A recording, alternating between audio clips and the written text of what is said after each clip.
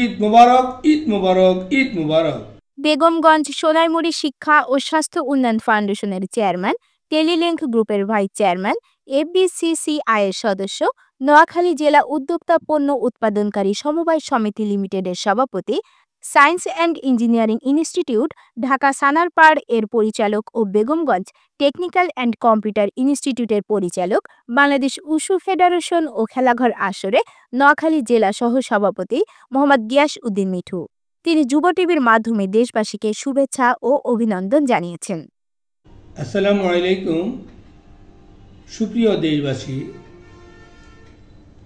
দীর্ঘ 1 মাস সিয়াম সাধনার পর আমাদের খুবই সন্নিকটে চলে আসছে।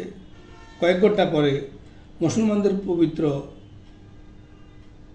উৎসব, সবচেয়ে বড় ধর্মীয় উৎসব পবিত্র ঈদ উল ফিতরের উদযাপন হতে যাচ্ছে।